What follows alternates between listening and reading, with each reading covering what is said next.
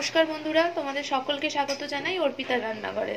আজকে নিয়ে চলে আসলাম আরেকটা নতুন রেসিপি, শীতের একটা স্পেশাল রেসিপি তোমাদের সাথে শেয়ার করছি। আজকে করে দেখাবো লাউ শাকের ঘন্ট, বড়ি এবং বিভিন্ন রকম সবজি দিয়ে। তো এটা আমি কিভাবে বানালাম জানতে হলে তো পুরো রেসিপিটা দেখতে হবে।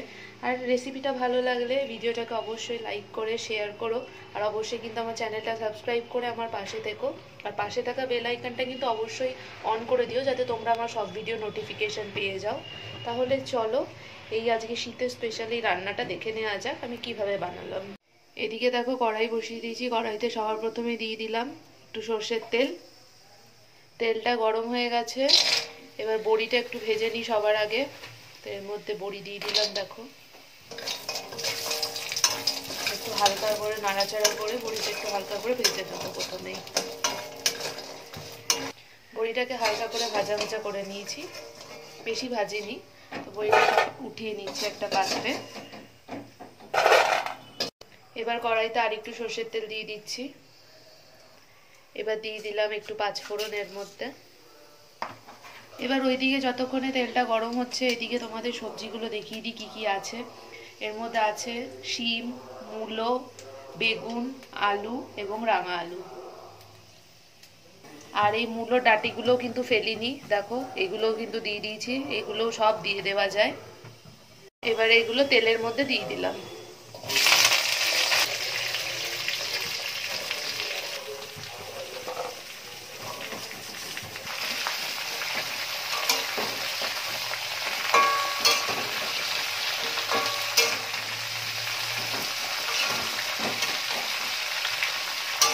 প্রথমে সবজিগুলো একটু হালকা করে ভেজে নিচ্ছি, এরপরে লাউ শাকটা দিয়ে দেবো।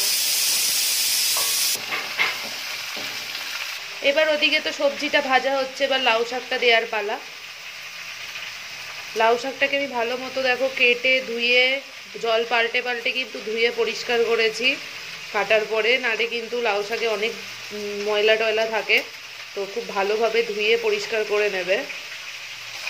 এবার একইভাবে লাউ শাকটাও দিয়ে দিলাম।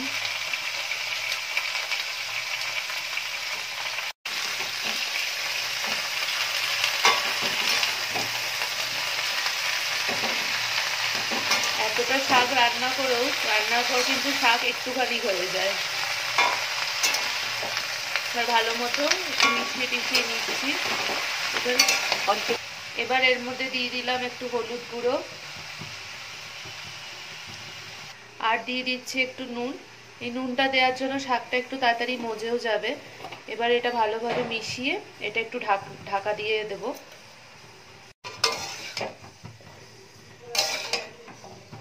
হ্যাঁ, গ্যাসের ফ্লেমটা কিন্তু লো টু মিডিয়ামে করে একটু ঢাকা দিয়ে দিলাম, তাহলে শাকটা একটু তাড়াতাড়ি মজেও যাবে।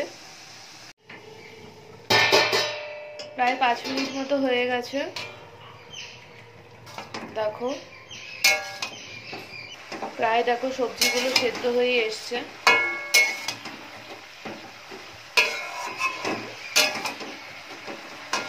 এবার এই পেস্টটা দেবো। এটা করেছি একটু পোস্ত, সর্ষে আর চালমগজ দিয়ে।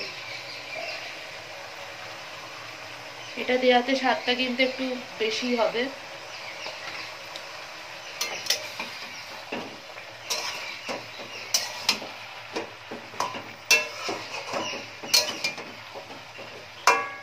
এবার দিয়ে দিচ্ছে একটু জল।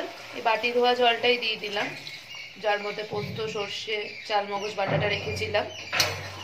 আবার একটু মিশিয়ে নিচ্ছি। এবার ভেজে রাখা বড়িগুলো দিয়ে দিলাম, আর দিচ্ছি অল্প একটু চিনি। আবার সবকিছু একটু নাড়াচাড়া করে মিশিয়ে নিচ্ছি।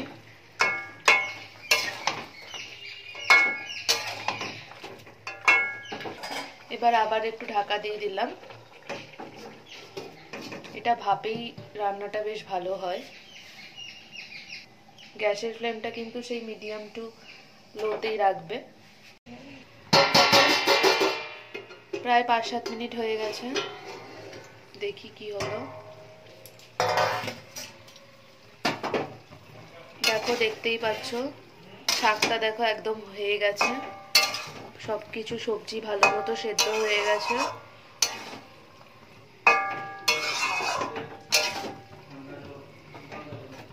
নামানোর আগে এটা তৈরি হয়ে গেছে, নামানোর আগে উপর দিয়ে ছড়িয়ে দিলাম একটু সর্ষের তেল, একটু মিশিয়ে নেবো আবার।